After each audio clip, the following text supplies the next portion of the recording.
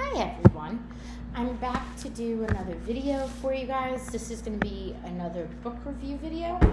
This book review is going to be on Yes, My Accent is Real by Kunal Nayyar. He played Raj Koothrappali on The Big Bang Theory, for those of you who may not know or may not have seen the show. I listened to this on audiobook, and it took me a little while to read it and to get into it for a number of reasons. One, he goes into the book by talking about his life in New Delhi in India, and it was very interesting to me because I didn't know a lot about it, but it also took a while for me to get into because it was so much like backstory, which I know is a part of a book like this, but I just think there was a little too much like over explaining that kind of didn't really need to be explained, if that makes sense. But then once he started talking about going to school here in America, acting school here in America, well, performing arts school, it got more interesting because then he talked about, after that, what it was like while he was going to performing arts school and getting jobs. So it was like right after he finished school, he started auditioning for jobs and things. And then in the summer of 2006, before The Big Bang Theory premiered, is when he basically got his big break as Raj in The Big Bang Theory. The one thing I found interesting that he talks about in this is that he wasn't cast until like 2 weeks before they started filming. And the reasoning behind that was that Kaley Cuoco's character was originally cast it as someone else. So Kaley Cuoco didn't originally have the part as Penny. So they did a pilot with Jim Parsons and Johnny Galecki, but not the whole cast was a part of that. And it was a completely different pilot than anything. So then once they wanted it to be a different type of show, I can't remember what type of show it was supposed to be originally, but then once they wanted it to be a different type of show, that's then when they ended up casting him and Simon Helberg, who played Howard on The Big Bang Theory. So I found that very interesting because then that's also when they cast Kaley Cuoco as Penny. It was very interesting to learn about that whole process because I didn't realize that. The funny thing is, the same thing happened with Full House. Bob Saget wasn't originally Danny Tanner. They had somebody else as Danny Tanner. And then they had, because he was on a different show at that time, so then they had to recast the whole pilot and remake it. So that's kind of what they did with this. And then he didn't realize once they redid the whole pilot how big the show was going to be. He didn't realize it was going to go on for 12 seasons. He didn't realize it was going to become a cult phenomenon and be as popular as it was. He also went on to mention that he got stopped every single place he went. He got stopped in airports. He got stopped in malls. He got stopped on the trains. Like, if he was just, around LA, or if he was in his car driving, somebody noticed him and they like stopped him at like a street light in LA. So, or in like a restaurant. I found that extremely interesting because he didn't think he thought it was just going to go for like a season or two and then get canceled like every other show in Hollywood would. I don't how a lot of the shows in Hollywood do. He didn't realize how big of a deal the show was going to be. And this made him extremely famous, and he didn't realize how big the fame was going to get. So I thought that was a very interesting synopsis. And he went on to say that even different celebrities would stop him. And that was even more interesting because he didn't think people knew who he was. Like different celebrities, he didn't think different celebrities knew who he was. So he said throughout the years of different celebrity guest stars on The Big Bang Theory, as it got more popular, everybody was like, oh my God, I love the show, I love you, I love your character.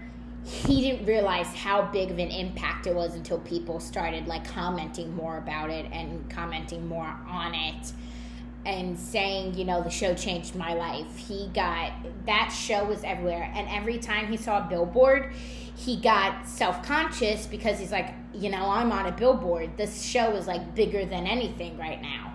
So that's also how he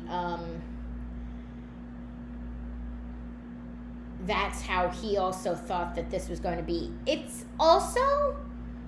talks about his life, but it also talks about a lot about the Big Bang Theory, which is very interesting because he also said the final episode of the series was shot on his birthday, which I thought was very interesting to read about because he's ending a 12-year run of a show, and they just happened to shoot the last episode on his birthday. So it made it even more bittersweet for him to end the show because, you know, it's ending on his birthday, and it's like even harder for him to say goodbye to this character after 12 years. But everything he talked about was very, very interesting. It was a very fast-paced read. It was very, once it got more into everything and he talked more about everything, it just got moving very, very, very quickly. And it took me... The only reason it took me so long to read it was because I was in the middle of doing like 5 different things at once. So I was also in a reading slump at this time. But it took me like a few days to read about... It took me a few days to read the whole book. And in between the chapters, what I like, he puts in like quotes, which I thought is very interesting. Like some of it, like some place I'm trying to find where he did it. In some of the books, he also did,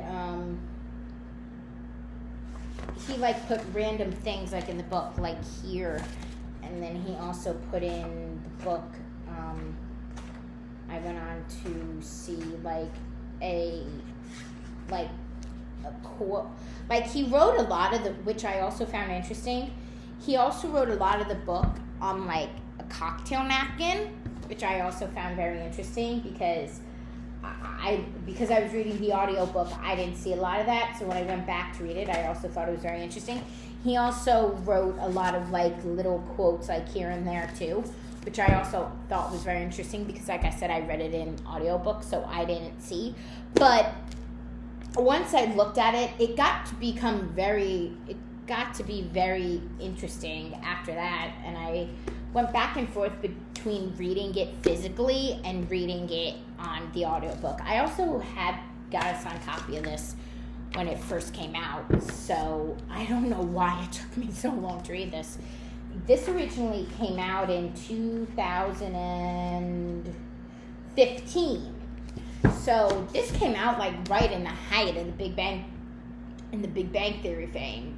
So, or like after it was on for a few years. And this has gotten so many good reviews, so I'm extremely happy I finally picked it up and read it. But this is a very good read. It's very fast-paced. I gave it 5 out of 5 stars. It's very good. You can read this honestly anywhere. Like if it's about 242 pages, so you can honestly read this in like a day or two, or it depends on if you're going to be on a plane for like a few hours, you could probably read this on the plane.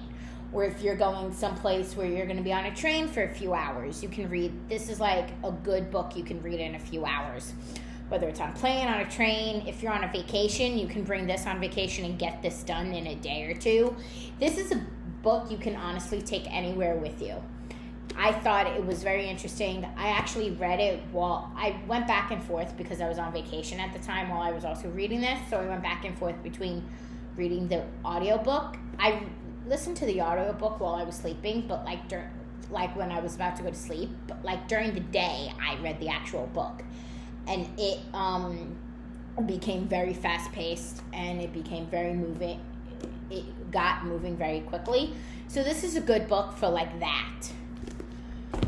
Alrighty guys, that was my book review of Yes, My Accent is Real by Kunal Nayyar. If you haven't watched The Big Bang Theory, I highly recommend it. It's a fantastic show. I'm looking forward to seeing if anybody, so far the only person from the show who wrote a memoir is Kunal Nayyar. Mayim Bialik has written a few other books, but she hasn't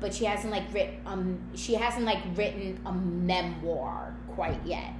I have met Mayim Bialik, but she hasn't written a memoir yet, and he's the only person from the show who's written a memoir. So I'm looking forward to seeing if anybody else from the show writes their memoir or a memoir about either the show or just everything.